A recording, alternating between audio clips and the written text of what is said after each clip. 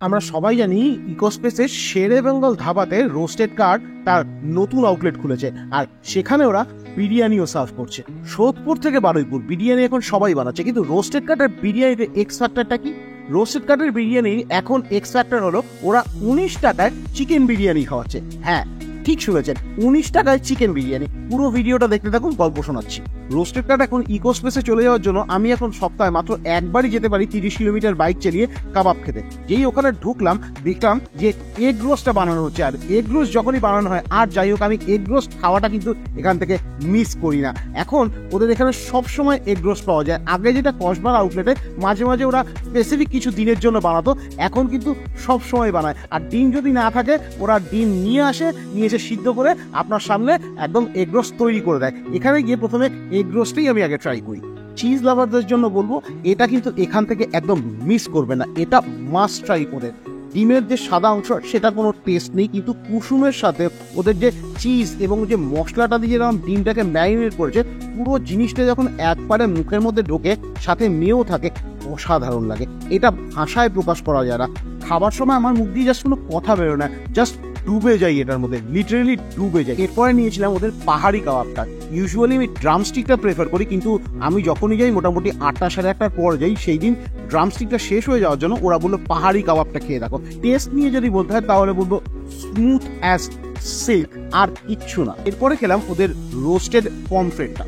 আমি ইউজুয়ালি ওখানে গেলে মাছটা প্রেফার করি না খুব একটা। আমার খুব কম ভিডিওতেই দেখবেন আমি রোস্টেড কার্ডে গিয়ে ভেটকি বা পমফ্রেট বা ক্র্যাব ট্রাই করেছি। আমি সবসময় চিকেন আর মাটনের ওপরেই বেশি ফোকাস করে থাকি।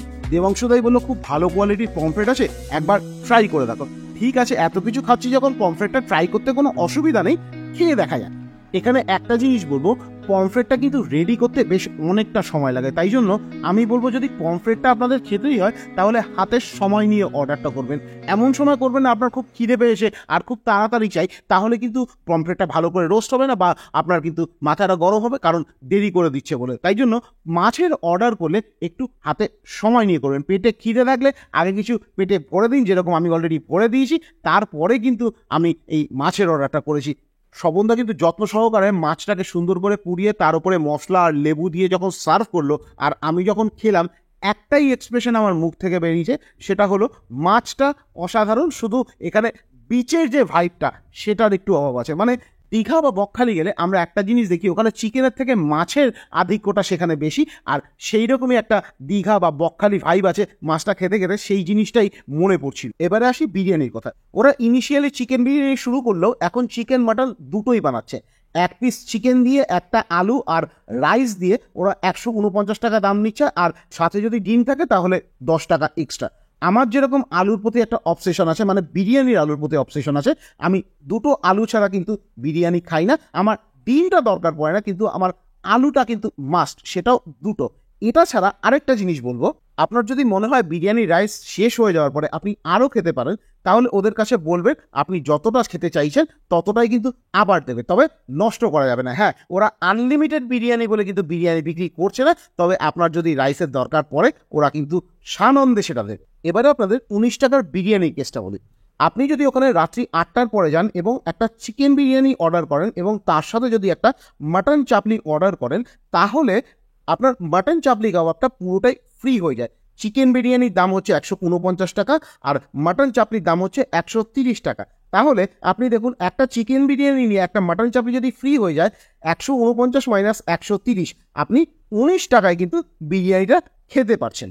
মানে যেটা খেতে আমার 279 লাগতো, সেটা কিন্তু আমি 149 পেয়ে যাচ্ছি। এবারে আসি বিরিয়ানির টেস্টের ব্যাপারে। বিরিয়ানিটা ভীষণই লাইট, অতিরিক্ত মিঠা আতর, কেওড়া জল, গোলাপ জল, ঘিয়ের উগ্র চড়া গন্ধটা নেই।